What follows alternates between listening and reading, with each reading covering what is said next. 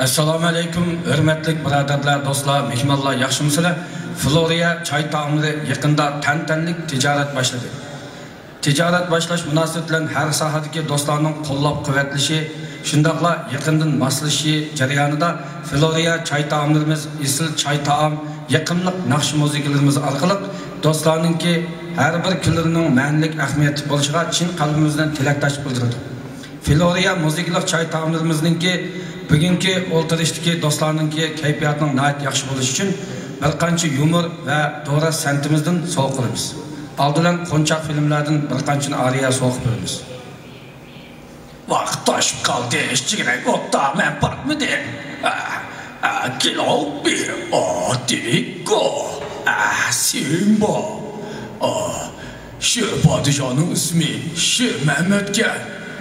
Onun ayağının ismi Şirin Ay. Sen onu bilemsen. Hem de doğru sentimizden Şapaatçı Cigon filmden arayın. Hocayın aldırmayı tuzla. Eğer yolladaki ismini kesiversek hiç taşkan tomur kesip gelene candı Cenab-ı Allah. Ey şehir, sen zadi takır paça alamsan ya ki tüklük paça mı? Aldırmazlar. Ben takır paça alamam. Hem de bir qancha yumor so'q qilamiz. Bir kuni bir qiz bilan bir yigit shuna avtobusga chiqibdi-da. Chiqqandan keyin o'g'li chiqib turishiga bir aylan qariya mo'ysib dedem kaptan so'ksa Laurinka. Yani kichik bir qizchaq so'ksa Shasinka. Bu yigit bir adam kaptani yo'q. Kasyanchiqlar so'ksa Gosika. Bireyler uğraşıyordu da, nimdep uğraşsa desem, bunun da ilişim var dedi. Sen adamı tanımsaysın, tanımayma dedi.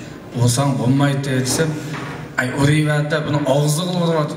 Yani birisi acatmay, oraya da bir yanda külüp durdu. Sen ağaçlık koymamsa desem, takımı usuldu deydi. Üçen Muhammed desem, ben çiş doktor ettim bu kağıt. Ben çiş doktor hangi desem, birisi ağzını yoğa aç dedi. Ta yoğa açtı. Şimdi kamavaken, dedi. Ve adaş, bir ketim desem oldu.